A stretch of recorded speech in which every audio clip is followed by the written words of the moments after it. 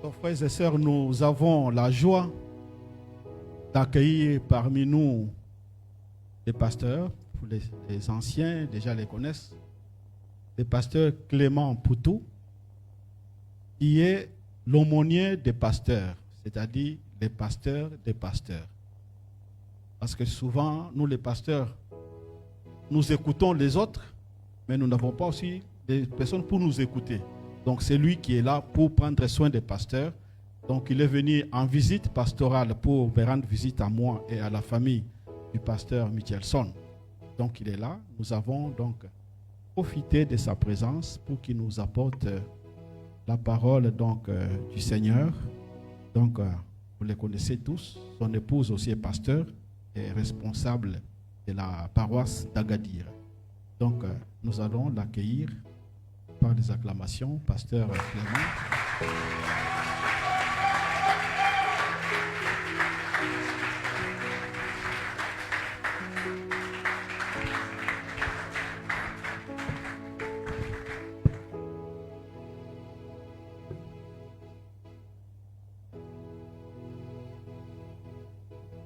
Je remercie le Seigneur qui m'a fait encore la grâce d'être ici à Tanger.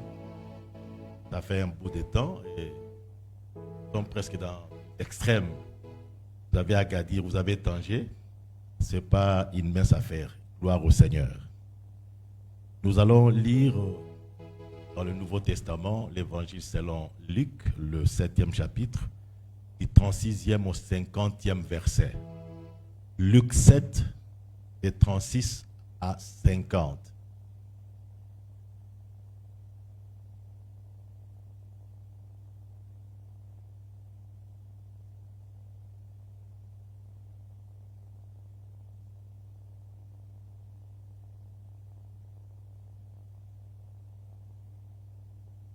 Puis, je préfère que nous puissions lire ensemble la même version. Et quand nous lisons, nous allons aussi comprendre. Faisons la lecture ensemble. Selon ce qui est projeté. 1, 2, 3.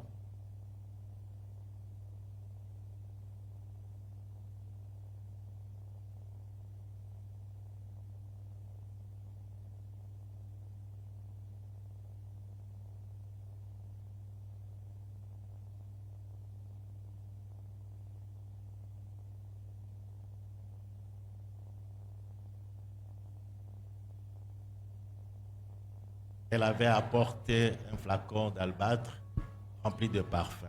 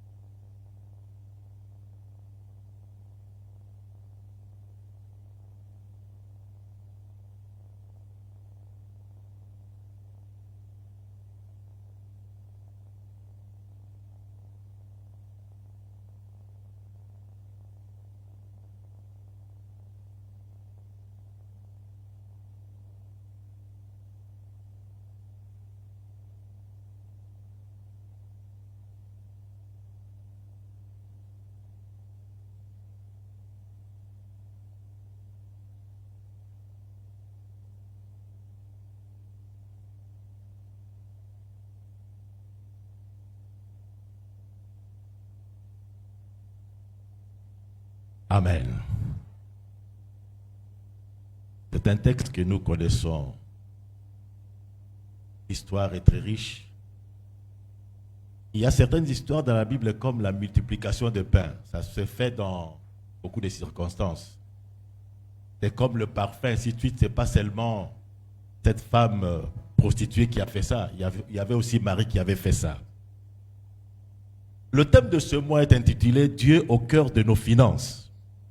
Ça, c'est le thème de ce mois. Et moi, je suis là, comme je suis le premier, je vais introduire ce thème. Parce qu'au fait, Dieu, nous devons mettre Dieu au centre de nos finances. Qu'il s'agisse de la manière dont nous gagnons l'argent, nous dépensons de l'argent, nous épargnons ou nous donnons, Dieu doit être au centre de tout ce que nous faisons. Mais aujourd'hui, je vais plutôt prendre l'aspect des données. Ce texte est très riche. Il est important. Ce texte nous parle d'une femme qui était une femme de très mauvaise réputation. À l'époque, les gens étaient catégorisés. Ce n'est pas comme aujourd'hui, il y a trop de mélanges. Même l'habillement disait qui était la personne. Est-ce que c'est une fille vierge ou non? À l'époque de l'Ancien Testament. Et donc, ce n'est pas comme aujourd'hui où il y a des prostituées qui se cachent. Non. À l'époque, c'était connu que telle est prostituée. Une femme de mauvaise réputation. Alors Jésus était invité chez un pharisien pour manger. Pendant qu'il était là, cette femme s'est rendue compte que Jésus était là. Et cette femme a eu le courage d'entrer. En principe, elle ne pouvait pas entrer. Mais elle a eu le courage. Elle s'est même humiliée parce que c'était possible qu'elle soit chassée. Elle est entrée. Et qu'est-ce qu'elle a fait comme le texte nous dit? Elle a commencé à pleurer. Je pense que tout le monde a pleuré. Est-ce qu'il y a quelqu'un qui n'a jamais pleuré dans sa vie? Mais moi, je ne pense pas avoir pleuré jusqu'à remplir un verre. Des larmes, non. Je ne me souviens pas. Au début, là, il y a des larmes chaudes qui sortent. Et puis après, il n'y a que des cris, des paroles. Il n'y a plus assez de larmes. Mais cette femme, je ne sais pas comment elle a fait. Donc, elle a tellement pleuré qu'elle a eu de larmes capables de laver les pieds de Jésus. Et après, c'est au travers de ses cheveux, par ses cheveux, qu'elle a essuyé les pieds de Jésus. Elle ne s'est pas limitée là. Elle a commencé à baiser les pieds de Jésus. Ce n'était pas un geste habituel en Israël. C'est sur la joue qu'on faisait ça. Ou sur la main. Pas sur les pieds. Et après, elle va verser un parfum d'une grande valeur. Toutes ces choses étaient mal interprétées par celui qui a invité Jésus. Parce qu'il disait, mais s'il était vraiment prophète, il allait comprendre que c'est une personne de mauvaise réputation. Parce que l'être humain, il sait juger les autres, mais il ne voit pas ce qu'il fait. On est rapide dans le jugement. Il ne voit pas que lui n'a pas fait ce que cette femme avait fait. Et Jésus connaissant tout, il connaît tout Jésus. Il connaît le cœur, il connaît nos pensées. Il passe par une question, il dit, écoutez, si quelqu'un devait recevoir de l'argent de droit à deux personnes différentes, dont la différence est de 10%, 5 et 50, c'est 10%, et il décide de leur faire grâce, de ces deux personnes, il sera très content ou reconnaissante. Sinon, plus reconnaissante, c'est celui qui lui devait beaucoup d'argent. Il dit, exactement. Cette femme, c'est une femme qui était complètement perdue. Elle est reconnaissante du pardon qu'elle a reçu. C'est pourquoi elle a beaucoup aimé. Et ce geste, il a fait. Mais toi, Simon, je suis entré chez toi. En principe, quelqu'un qu'on respecte à l'époque en Israël, on devait lui donner de l'eau pour laver ses pieds. Il n'a pas fait ça. Il n'a même pas baisé Jésus. Il n'a rien fait. Mais il condamne celui qui a fait des grandes choses pour le Seigneur. Bien-aimé dans le Seigneur, Dieu parle ici de l'amour. Jésus parle de l'amour que cette femme a démontré par ce geste. L'amour ne se voit pas, mais l'amour a des indicateurs. Ne vous y trompez pas, c'est lui qui aime donne. On peut donner sans aimer, mais on ne peut pas aimer sans donner. Quand on aime, on donne obligatoirement. Si quelqu'un pense aimer sans donner, c'est que tu n'aimes pas. Quand on aime, on donne. Regardez comment les parents aiment les enfants, au point qu'on ne calcule même pas les dépenses que nous faisons. Il n'y a pas de dépenses qui soient supérieures aux dépenses que nous faisons en faveur des enfants. Mais personne ne les calcule. C'est à cause de l'amour. Et l'amour de cette femme a fait qu'elle puisse se donner ce qui est matériel. Parce que l'être humain est un être très déséquilibré. À un certain moment, l'Église a beaucoup parlé du ciel. Le ciel, le ciel, le ciel. Et par voie de conséquence, les gens étaient devenus pauvres matériellement. Et en ce moment-là, les gens ont commencé, après les gens se sont rendus compte que non, on ne peut pas parler seulement du ciel, il faut parler de la terre, il faut parler du matériel. Ils ont oublié le ciel. C'est comme maintenant les gens ne parlent plus assez du ciel. Les gens se sont rendus compte du matériel. Et puis plus tard, ils sont revenus sur le spirituel. Aujourd'hui aussi, dans la vie de beaucoup de chrétiens, tout tourne autour de la spiritualité. Les prophéties, parler en langue, prier, avoir des visions. Dieu s'intéresse aussi aux finances. C'est une partie aussi qui intéresse le Seigneur. Lorsqu'une personne croit en Jésus, une des dernières choses qu'il donne à Jésus, c'est sa poche. L'argent est généralement considéré comme quelque chose qui est mis à part sous la gestion de la personne elle-même. Lorsque le chrétien collabore avec Dieu dans ses finances, la personne a grandi. Mais généralement, ce n'est pas ça. C'est presque la dernière chose qu'on donne à Dieu.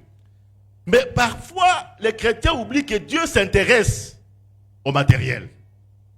Il s'intéresse à nos offrandes. Dieu s'intéresse à ça.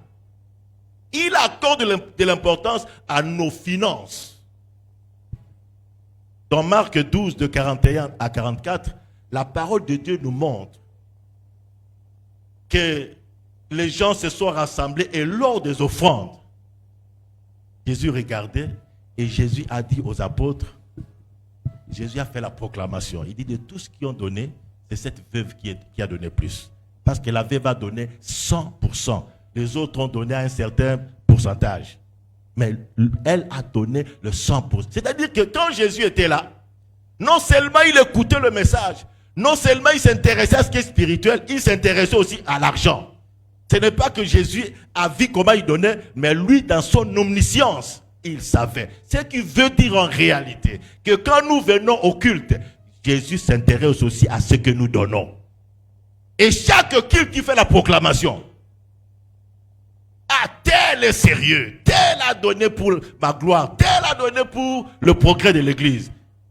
Et il peut aussi dire, l'autre là, il prie beaucoup, mais sur le plan matériel, il ne fait rien.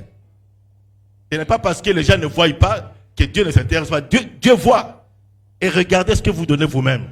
Regardez vous-même. Si on devait écrire sur un tableau, est-ce que vous serez content? Est-ce que vous serez dans la joie? Mais la foi chrétienne, nous grandissons lorsque nous comprenons que nous marchons avec Dieu même dans le secret. Il ne faut pas attendre à ce que les gens voient. Dans le secret, nous faisons de bonnes choses. Nous posons des actes louables pour la gloire de Dieu. Mais si nous ne pouvons le faire que lorsque on écrit sur un tableau et tu te dis, ben, si on voit que moi, donner ça, c'est pas gentil. À mon niveau, donner tel montant, 1 dirham, non, c'est pas normal. Là, tu vas chercher de l'argent. Mais quand se cacher, Tu laisses Dieu te voir. Il contrôle dans le secret. Vous savez, bien-aimés dans le Seigneur, la maturité dans une église ne se mesure pas seulement par les dons spirituels ou les parler en langue ou quoi que ce soit. Ça se mesure aussi dans la manière dont les gens donnent. Lorsque quelqu'un grandit, il n'attend pas le CP pour décider. Et maintenant, nous n'avons plus des instruments, venez avec l'argent. Non, ça c'est pour les bébés spirituels. Un enfant de Dieu qui a grandi remarque lui-même. À l'église, il manque ceci ou cela. Et il vient. Et chaque dimanche, on proclame des dons. Nous avons reçu le micro par la grâce de Dieu au travers de tels frères. Nous avons reçu un nouveau, je ne sais pas, une nouvelle batterie. C'est comme ça que l'église marche. Il ne faut pas donner trop du travail au CP. Il faut que le CP réfléchisse et vienne pour dire, nous avons remarqué que nous n'avons pas ceci ou cela. Voici, frère, le temps de prêcher passe par les annonces parce que les cœurs sont devenus trop durs. La maturité. Bien-aimé dans le Seigneur, Dieu est notre Père, mais il est aussi mon Père. C'est-à-dire, à un certain moment, je n'agis pas avec Dieu en collaboration avec les autres. Non, j'ai ma relation personnelle avec Dieu. Et je fais des choses personnellement. Il y a des choses que nous réalisons collectivement, mais il y a des choses que nous devons réaliser individuellement. Individuellement. Vous savez, la vie chrétienne, c'est ça. Nous sommes des enfants de Dieu. Il n'est pas normal aussi que vous ayez 14 chemises, l'autre n'a que 2 chemises. Nous devons nous observer. C'est ça l'amour entre nous. Si quelqu'un vient avec... Il y a des gens qui ne viennent pas au culte parce qu'ils se disent, le dimanche passé, j'étais vêtu en ça. Je n'ai que ça. Il faut que je fasse des espaces. Parce que je n'ai pas... Mais nous devons remarquer, nous, en tant qu'enfants de Dieu, j'ai 14 chemises. Je peux donner à un frère 2 chemises. Mais nous oublions toutes ces choses. Nous croyons que faire du bien au Seigneur, c'est seulement, je ne sais pas, opérer des miracles. Interpréter lorsque quelqu'un parle la langue. Parler de visions. Alors que Dieu s'attend à ce que certains problèmes de nos frères soient résolus par Dieu à travers nous. Et que certains frères, certaines sœurs disent, oh, gloire au Seigneur. Il y a un frère qui maigrit. Mais pourquoi vous ne posez pas la question? Mais je suis en train de voir que tu es en train de maigrir. Même s'il va cacher, il va se dire, j'ai un frère, j'ai une sœur qui s'occupe de moi. Je sais qu'aujourd'hui, beaucoup de gens veulent une vie trop privée. L'intimité. Et ça, il y a des choses, je vais vous dire aujourd'hui, il y a des choses qui peuvent vous tuer dans l'intimité. Écoutez-moi bien ce dimanche. Il y a des choses pour lesquelles vous ne devez trouver des solutions que lorsque vous parlez clairement. Il y en a d'autres que vous devez garder. Si vous gardez les choses à partager, ou si vous partagez les choses à garder, là vous n'allez pas évoluer. Il y a des problèmes que vous avez, la solution est entre les mains de votre frère ou entre les mains de votre soeur. Ce n'est pas entre les mains du Seigneur. Il a déjà libéré ça. Mais toi, tu gardes ça dans ton cœur. Tu fais semblant d'être ce que tu n'es pas. Les gens croient que tu es à l'aise alors que tu n'es pas à l'aise. Comment on peut t'aider alors qu'on sait que on pense que tu es à l'aise? Tu fais un effort de paraître alors qu'en réalité, tu souffres. Et ton frère est là pour pouvoir t'aider.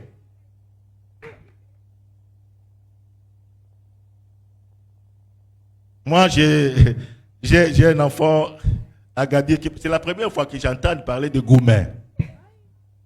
Moi, je ne connaissais pas. Je ne connaissais même pas. Qu'est-ce qui se passe? J'ai dit, tu as beaucoup maigri. Qu'est-ce qui se passe? Oh, papa, j'ai un problème de Goumen. Goumen, c'est quoi encore? Il m'explique. J'avais proposé une sœur, mais elle m'a dit depuis hier que c'est fini. C'est pourquoi tu maigris? Il dit, oui, c'est pourquoi j'ai maigri. Il a dit la vérité et on l'a aidé. Mais vous êtes en train de... Mais vous faites semblant. Vous venez comme si tout allait bien alors que vous êtes en train de souffrir. Même quand on regarde comment vous êtes en train de poster, vous ne postez pas selon comme un enfant de Dieu. Vous ne postez que pour vous défouler. Mais la vie chrétienne nous met ensemble. Dieu veut que nous puissions nous aider, même sur le plan financier.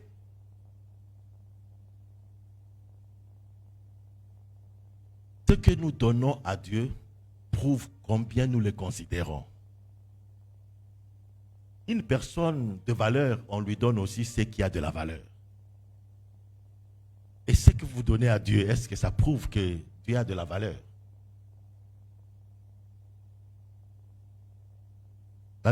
La vie chrétienne, c'est une vie. Ce n'est pas quelque chose, ce ne sont pas des histoires qu'on est en train de fomenter. C'est une réalité. Dieu existe et il veut collaborer avec nous. Donner est un acte de foi. Ceux qui croient aux esprits des morts donnent aussi aux morts. Vous n'avez pas la grâce. Au pays, nous allons au cimetière, vous voyez des gens qui viennent et qui parlent. Qui parfois laissent le couteau dans le cercueil pour dire « Venge-toi, si quelqu'un t'a tué, il faut revenir pour... » Parce qu'ils croient que les morts vivent. Donner à Dieu parce que tu crois que Dieu vit, comme nous dit la parole de Dieu dans Hébreux 11, 6. Vous devez croire qu'il existe. Et quand je viens donner, je crois que je donne à Dieu. Je n'exerce pas, je ne suis pas en train de satisfaire la paroisse, non. Je donne à Dieu, c'est un acte de foi.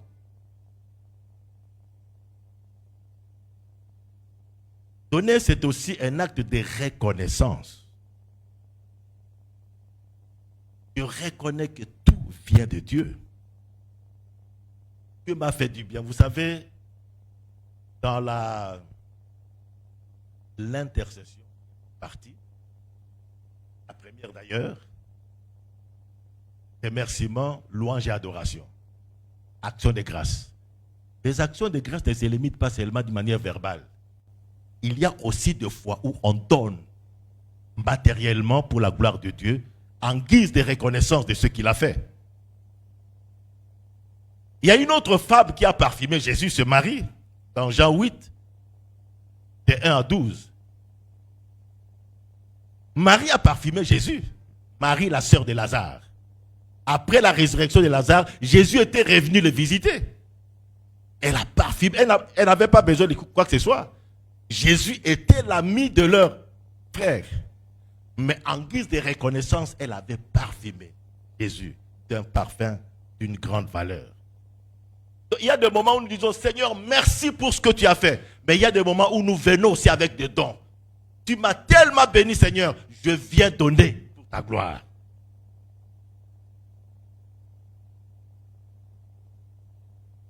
Donner aussi, c'est un acte d'obéissance à Dieu. Nous allons lire Hébreux 13 de 15 à 16. Qui peut projeter ça? Hébreux 13 de 16 à 15.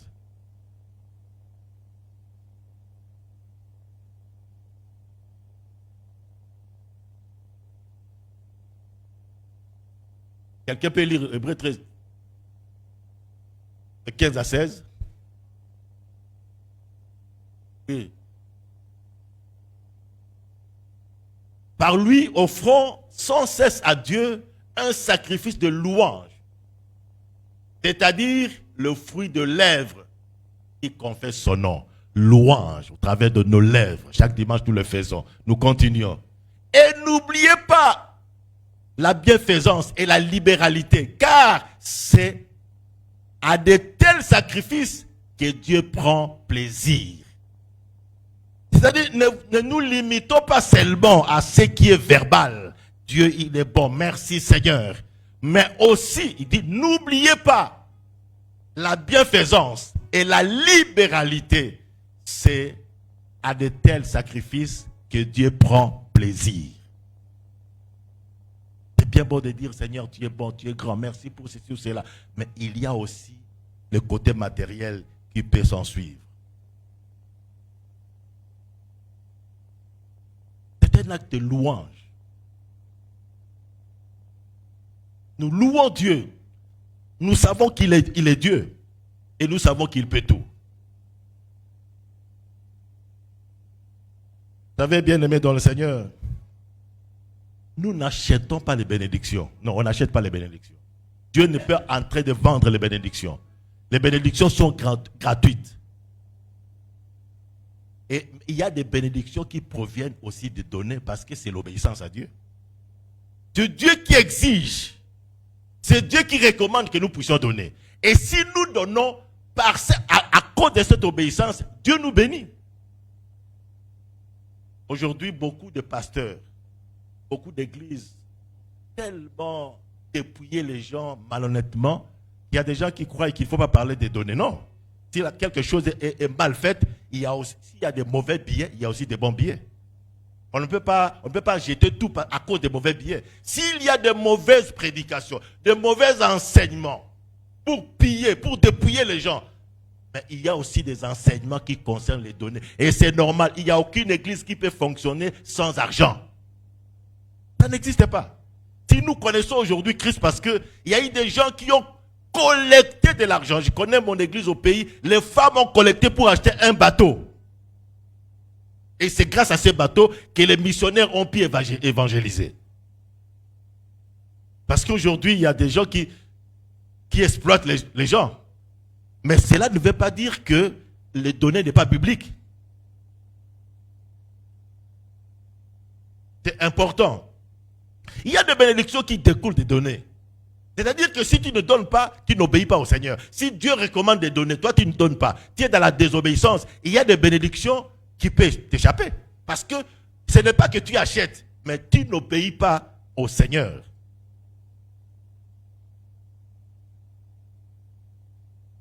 Bien-aimés dans le Seigneur, quand Dieu nous donne l'argent, parce que tout vient de lui, Dieu lui-même fait la répartition. Il y a la part qui revient au fonctionnement de l'église. Il y a la part qui revient aux aides, aux autres. Il y a la part qui te revient. Mais il y a des gens qui bouffent tout. Vous ne respectez pas les lignes budgétaires de Dieu. Il faut respecter la répartition. Nous avons dans nos pays des gens que nous accusons qui détournent. Qu'est-ce que veut dire le détournement? C'est-à-dire l'argent qui était destiné à la construction d'un pont, puis le ministre a pris. Mais c'est la même chose. C'est que les gens font avec Dieu, c'est ça. Ils te donnent l'argent et tu bouffes tout. Il y a quelqu'un qui devait avoir de l'aide par ton canal, qui pleure, toi tu as bouffé. Et l'église devait fonctionner avec ta participation, tu n'as pas donné et il y a un manque. Mais toi tu es en train de dire, ah les politiciens, ils sont des détournés. Mais toi tu es plus... Les politiciens volent ce qui est destiné aux hommes, mais toi tu voles ce qui est destiné à Dieu. C'est un détournement grave. Et vous dites parfois, parce que je n'ai pas assez d'argent, je vous dis, si vous n'agissez pas pour la gloire de Dieu avec le peu que vous avez, même lorsque vous aurez l'argent n'a jamais été suffisant. Vous avez vu quelqu'un qui croise les bras pour dire, bon, j'ai tout ce que je dois avoir et je ne cherche plus. Non, il continue. Plus vous avez l'argent, plus les besoins ont toujours été supérieurs à l'argent. Donc si vous attendez un jour à avoir beaucoup d'argent pour servir le Seigneur, ce jour ne viendra pas. C'est avec ce que vous avez. Et Dieu répartit. Bien-aimés dans le Seigneur, ce que nous donnons à Dieu ne doit pas être des restes. Il y a des gens qui, avant d'aller au culte, ils regardent, je sais combien, 10 dirhams, ah, c'est ça, ils donnent. Rien n'est programmé. Non. Cela veut dire que vous n'avez pas de relation avec Dieu. Si vous vivez en relation avec vous savez, un des problèmes que nous avons, nous qui encadrons les couples, c'est la gestion de l'argent. C'est la femme qui se plaint ou c'est l'homme qui se plaint, il n'y a pas de transparence, tout ça. Mais dans cette relation, il faut la transparence en matière d'argent. Mais c'est la même chose avec Dieu. Toi, tu as l'argent, tu ne collabores pas avec Dieu. Mais quand tu manques l'argent, à genoux, gêne. Oh Seigneur, l'or et l'argent t'appartiennent. Ouvre le ciel. Mais quand il t'a donné, qu'est-ce que tu as fait? Nous devons collaborer avec Dieu. Et ce que nous donnons à Dieu doit être bien programmé. C'est dans la répartition. Ce n'est pas quelque chose où tu regardes, j'ai combien ici, et tu donnes. Vous savez, ma femme et moi, nous sommes résolus. Pour les offrandes dominicaux, nous donnons 5% de tout ce que nous gagnons. 5%. Donc, il y a une enveloppe pour ça. Ce n'est pas que le dimanche, non, il y a une enveloppe. Dès que je reçois l'argent, 5%. Nous avons décidé de donner à Dieu, pour tout ce qui concerne le Seigneur, 30%. Même les aumônes, il y a une enveloppe pour les aumônes. Ce n'est pas parce que quelqu'un commence à me déranger que je commence à chercher un dirham. Non, je sais que je vais sortir aujourd'hui. Je me souviens même à la veille de l'année 2025. Je suis sorti avec 100 dirhams pour dire c'est lui à qui Dieu a destiné, parmi ceux qui demandent, les mendiants, il veut lui donner 100 dirhams. J'ai vu une femme, et je crois que je vais donner à cette femme. Mais cette femme est allée vers les gens qui étaient véhiculés. Elle a commencé à stopper. J'ai dit, voilà comment nous ratons les bénédictions. Et moi, je suis passé. Parce que moi, j'étais à pied. Elle est allée chercher ceux qui avaient des véhicules. Et ces gens-là peuvent lui donner 1 dirham, 2 dirhams. Alors que moi, j'avais 100 dirhams dans ma poche. Les plans de Dieu ne sont pas nos plans. Donc, il faut avoir ça. Vous avez l'argent. Vous avez votre répartition. Mais vous ne pouvez pas donner à Dieu le reste. Même nous les hommes. Vous arrivez à la maison, puis tout le monde a mangé. On vous a laissé quelque chose là, tout ça. Mais vous vous fâchez. Il faut... Les papas, on le respecte. Même si vous avez mangé le reste, vous chauffez, vous mettez ça très bien. Mais quand je trouve que les autres, l'un a pris, l'autre a pris, ainsi de suite, il les fout tout ça avec. Mais je me dis, mais qu'est-ce qui se passe? Et je me souviens une fois, j'ai posé la question à ma femme, parce que ma femme aime pas parfois les gens, parfois... J'ai dit, est-ce que tu as programmé que je vais manger? Ou tu me donnes le reste? Ou tu me donnes... C'est comme si tu étais en train de te débrouiller. Nous devons programmer à donner au Seigneur. C'est très important. Je sais que vous n'avez pas programmé. Et dans vos poches là et dans vos sacs, ce que vous allez donner, Jésus va proclamer. Il va proclamer. Il ne va pas me dire, mais il va vous le dire. Et si vous avez de l'argent, vous dites, pourquoi je suis venu avec le reste? Il fallait que ça reste à la maison pour que je trouve un prétexte. Mais vous avez l'argent là-bas.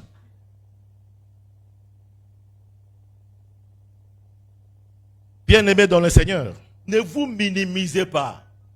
Dieu compte sur vous, même pour de grandes choses, même pour construire des temples. Dieu compte sur les êtres humains que vous êtes. Ne vous condamnez pas dans la pauvreté. Non. Dieu peut faire de grandes choses avec vous.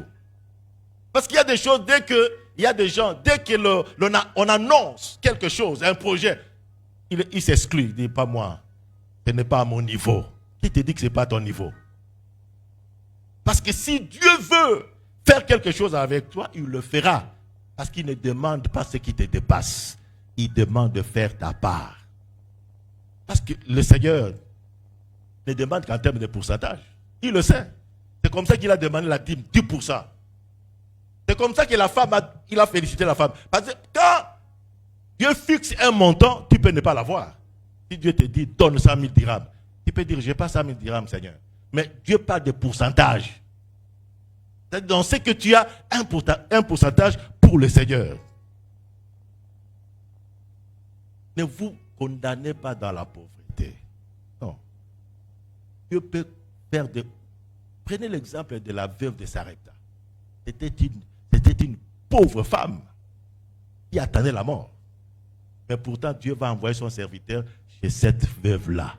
Et même la veuve voulait prendre le dernier repas pour attendre la mort. Mais c'est à elle que Dieu a envoyé. Et si c'est à vous que Dieu envoie un serviteur de Dieu comme ça, qu'est-ce que tu vas dire? Tu vas me dire, mais est-ce que c'est Dieu qui t'envoie vraiment? Est-ce que Dieu ne voit pas le reste que j'ai là-bas? Est-ce que c'est vrai que c'est Dieu qui t'envoie? Il me reste que peu de choses. Je vais manger et mourir. Comment il peut t'envoyer chez moi? Dieu te dit qu'il veut faire avec toi de grandes choses. Et il le fera en tenant compte de ce que tu as. Vous savez, bien aimé dans le Seigneur, il y a des moments où nous-mêmes nous voulons vivre dans la pauvreté. Il y a des moments. Il y a des moments où j'ai toujours pensé que que parfois la modestie, l'humilité, il y a une ligne fine qui sépare l'humilité et parfois l'esprit de pauvreté, ou même la modestie. Je suis protestant et puis je suis pasteur, je faisais beaucoup de voyages au pays. Et un jour, un homme, un chrétien fidèle, me dit, comment tu vas voyager? J'ai dit, non, je pars par avion, tout ça. Il regarde les billets, il dit, oh, toi tu voyages toujours dans la classe économique. Moi j'ai dit, mais c'est normal. Il dit, mais quand est-ce que tu vas voyager dans le business class? J'ai dit, mais je n'ai pas de moyens pour ça. Il me dit, non, ce ne sont pas les moyens qui manquent, c'est ta tête. Il y a un problème dans ta tête. J'ai dit, non. Et puis moi, quand j'étais là, j'ai dit, lui, il ne connaît pas ce que je gagne. Comment il peut dire ça? Alors que ce que je gagne ne me permettait pas en principe. Je suis fier de voyager, c'est tout à fait normal. Et j'étais même humble, j'étais content. Mais à un certain moment, le Saint-Esprit me dit, non. Ce qui est dans ta tête, c'est l'esprit de pauvreté. L'humilité, c'est une bonne chose. Mais la pauvreté n'est pas une bonne chose. Parce qu'il y a des gens limités, très fixes. Et ce jour-là, j'ai dit, je vais payer les billets business class. Dans mon cœur, je disais, est-ce que ça ne va pas déranger ma poche, tout ça? Et je suis allé, j'ai payé au pays. Mais j'ai compris que quand le Seigneur vous dit de faire quelque chose, faites ça. Je paye, j'arrive. Les gens qui m'aidaient pour le check-in, j'ai compris qu'ils me volaient. Parce qu'ils sont venus me dire, oh pasteur, il y a beaucoup d'excédents dans tes bagages. J'ai dit, est-ce que tu as vu mon billet? Il dit, oh business class, non, il n'y a pas d'excédent. Comment tu viens me dire qu'il y a d'excédents? C'est-à-dire que tout le temps que je suis ici, parce que tout le temps il me disait, il y a des excédents et j'ai payé. Ça c'est la première. Et la deuxième chose, j'ai compris que l'argent, le surplus de l'argent pour le business class, compensé avec le poids. On vous donne un nouveau colis, une nouvelle valise. Et donc, je n'ai dépensé en principe rien. Il y a des choses pour lesquelles nous avons peur pour rien. Il faut seulement oser, vous comprenez. Je ne dis pas d'aller faire ce qui dépasse vos moyens, mais il y a des choses pour lesquelles on a peur pour rien. Et depuis ce temps, j'ai compris qu'au pays, quand tu paies business class, tu as une valise de plus. Et ça va t'aider pour les colis, parce que quand on voyage, vous savez, il y a toujours des colis pour éviter de payer les excédents. Et puis la troisième grâce, c'est que, on ne va pas vous débarquer. Dans mon pays, on débarque les gens facilement. Vous avez déjà payé les billets. La présidence vient avec 25 membres. On doit vous débarquer. Mais on ne débarque pas les gens des business class. Si eux, ils veulent entrer là-bas, prendre le siège de business class, on vous donne quand même au niveau économique. Mais si vous avez été au niveau économique, non, messieurs, la présidence a décidé. Nous ne pouvons rien rester. Vous êtes samedi et on vous dit le prochain vol, c'est le mercredi. Donc ne soyons pas trop fixes. Même les offrandes que vous donnez, c'est fixe. Comment est-ce que vous pouvez donner toujours 10 dirhams, 10 dirhams? Est-ce que Dieu vous donne toujours de la même manière? Vous avez fixé, même quand il vous donne 1000 dirhams, vous venez avec 20 dirhams. Les jours où il vous donne 10 000 dirhams, 20 dirhams. Les jours où il vous donne 50 000 dirhams, 20 dirhams. Mais non, vous donnez en fonction de ce que vous recevez. Il faut donner en fonction. Donc, c'est-à-dire que tout le temps que dans la paroisse, les gens remercient le Seigneur. Oh, nous remercions le Seigneur pour tel frère qui a trouvé du travail. Automatiquement, la caisse de la paroisse, les montants augmentent. Parce que tu n'as plus le moyen que tu avais. Tu as un surplus. Mais on te voit, on a remercié le Seigneur. Gloire à Dieu pour notre frère qui a trouvé du travail. Mais les montants restent les mêmes. Ce n'est pas normal. Ce n'est pas normal. Bien-aimés dans le Seigneur, comprenons que tout ce que nous avons vient de Dieu. Ça vient du Seigneur. Et il compte sur lui. Il peut faire ça. Qu'est-ce que Dieu ne peut pas faire? Il est le meilleur prédicateur. Qui a prêché comme Jésus? Vous avez entendu un prédicateur comme Jésus? Moi, je vais prêcher 40-45 minutes. Jésus ne prêchait même pas comme ça. Viens, suis-moi. C'est fini. Avec toute la puissance, il était comme ça. Et allez dire à telle personne que j'ai besoin de l'agneau ou de quoi que ce soit. Allez dire à telle personne que j'ai besoin de la salle pour la Pâque. C'est fini. Mais ici, on s'est poumonne, on a pris. J'ai même pris le temps de prier. J'ai pris, je me poumonne. Mais le résultat ne sera pas comme Jésus. Mais pourtant, Jésus dit, je vous délègue pour prêcher. Qui est aussi riche que Dieu? Qui est un architecte comme Dieu? Mais il peut construire, il peut tout faire. Mais il dit, je vais faire avec vous. Mais pourquoi vous avez peur? Pourquoi vous ne voulez pas collaborer avec ces dieux? Ce Dieu qui est bon. Et si vous, il y a des étudiants ici. Ah, ils sont toujours nombreux. N'attendez pas à avoir du travail pour commencer à apprendre à donner à Dieu. D'ailleurs, vous les étudiants, vous avez des iPhones plus que nous les parents. Il n'y a pas un enfant qui a des téléphones comme moi, de mes enfants. Et les enfants sont malins. Les téléphones, c'est combien? Ah, papa, c'est 10 000. C'est-à-dire chez nous, c'est 1000 dollars. Ah, mais c'est pour faire. Non, ça va m'aider pour les études. Et maintenant, à cause des études, ça touche ton cœur. Parce que sinon, il va dire, parce que tu ne m'as pas acheté ça, j'ai échoué. Et tu sors ça. Mais toi-même, tu ne peux pas acheter ça. Je ne dis pas de donner l'argent qu'on vous donne pour payer les loyers, non. Mais ce que vous avez à gérer, vous tous, vous n'avez pas les mêmes moyens. Il y a de ceux qui ont des bourses aussi de leur pays. Il y a d'autres dont les parents envoient mensuellement. Il ne faut pas paraître pauvre. D'ailleurs, moi, je me disais, j'étais heureux quand j'étais étudiant que quand je travaille. Parce qu'on m'envoyait de l'argent facilement. C'est quand je travaille qu'on commence à me demander de l'argent. Et envoyer ceci. Mais quand j'étais étudiant, j'avais déjà une bonne bourse. Mais tout le monde me donnait aussi. Quand je viens, oh étudiant, rame des papiers. Oh étudiant, oh étudiant. Mais pourquoi tu te considères pauvre? Moi, je connais les étudiants qui sont avec nous, qui ont de l'argent mensuellement. Je connais même un étudiant à qui on a envoyé 9 000 dirhams. J'ai dit, mais on t'envoie 9 000 dirhams. Où est la part de Dieu? Parce que vous voyez, vous faites. J'ai dit, non, ce n'est pas une imposition. Parce que Dieu veut qu'on donne dans la joie, librement. Mais notre liberté doit obéir à la volonté de Dieu. Ça doit obéir à la volonté de Dieu. Bien-aimés dans le Seigneur, Dieu marche avec ceux qui sont obéissants. Et une des choses pour laquelle nous devons être obéissants, c'est l'argent. L'argent. L'argent, c'est quelque chose qui éloigne les gens de Dieu. Imaginez-vous quelqu'un qui a marché avec Dieu. Quelle joie de voir des miracles que Jésus opérait. Puis il voit ces miracles, mais son cœur est attaché à l'argent. C'est Judas. Et la Bible dit qu'il volait même de l'argent. Comment on peut voler quelqu'un qui connaît tout? Quelqu'un qui te dit des choses que vous pensez et puis vous volez. Parce que son cœur était attaché à l'argent. L'argent est un moyen, mais ce n'est pas l'objectif principal de la vie. C'est un moyen qui nous aide à accomplir la mission, à faire la volonté de Dieu. Ah! Et un jeune me disait, pasteur, vous savez, si je savais, j'allais être un joueur. Si j'étais un joueur comme ça avec des millions, mais j'ai construit des temples. Il ne faut pas attendre des millions. C'est que tu as. Qu'est-ce que tu as? Dieu ne dit pas d'avoir des millions. Qu'est-ce que tu as? Tu as combien? Nous croyons souvent que ce que nous avons, c'est peu. Non, ça n'a jamais été peu. C'est suffisant pour faire la volonté de Dieu. Parce que Dieu va demander seulement, tu as combien? Les apôtres ont eu ces problèmes. Ah, il faut nourrir les gens. Ils disent, mais comment nous allons nourrir ces gens? Mais s'il faut acheter de pain, il faut sortir de l'argent dans la...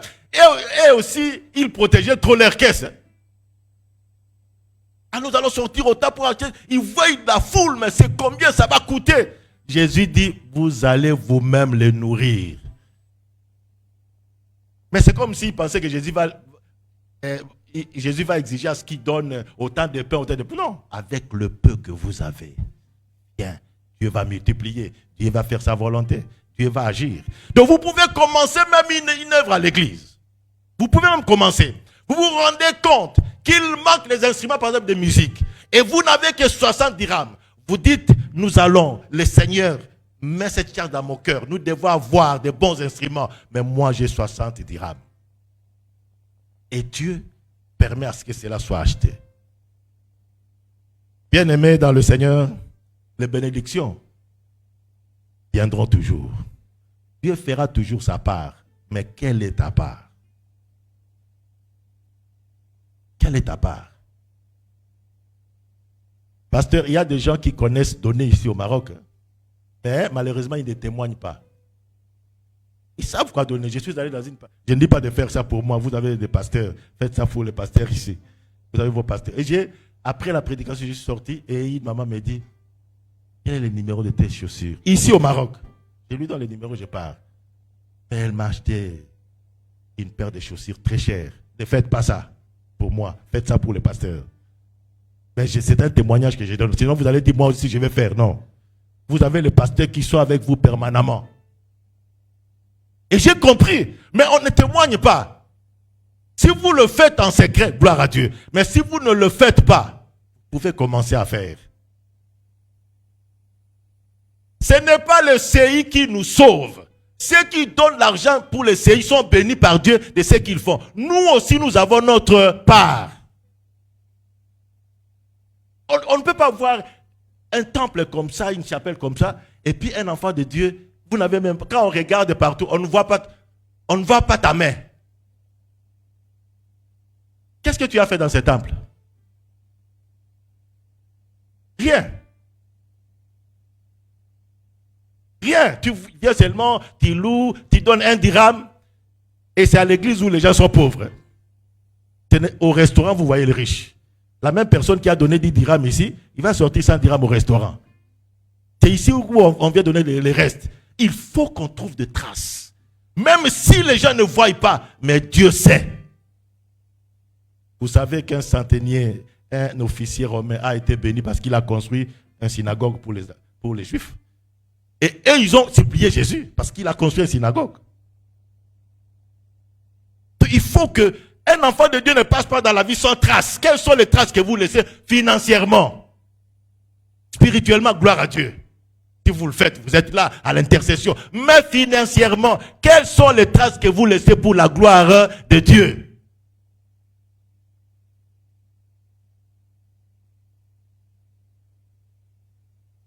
Je crois que le Seigneur, le Saint-Esprit va amplifier, va éclairer ce message pour que vous commenciez à donner.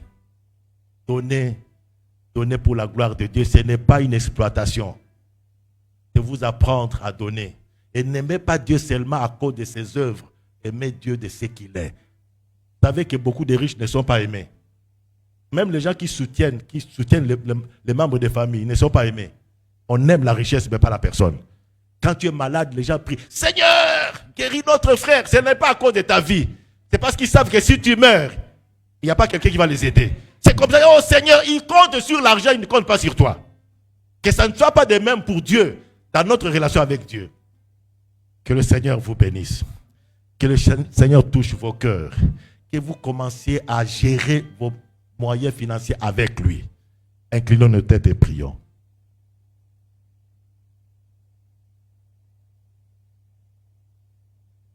Seigneur, je remets ce message entre tes mains. Toi seul sais donner des explications au message. Toi seul ouvre le cœur pour donner au Dieu. Père Seigneur, que ce message produise et que toi-même tu parles, parce que ça n'a jamais été facile. Mais aussi je te prie de donner de moyens suffisamment à tes enfants. Touche ce qu'ils font. L'œuvre de leurs mains soit bénie par toi, Seigneur. Seigneur Jésus s'est appauvri pour que nous devenions riches. Bénis le travail de chacun, de chacune. Ceux qui sont soutenus par les parents, bénis les parents. Ceux qui travaillent, bénis le travail. Ceux qui cherchent du travail, accorde-leur du travail. Et fais que, Seigneur, tu acceptes de gérer tout avec toi. Et certainement, ils seront bénis. Au nom de Jésus-Christ. Amen.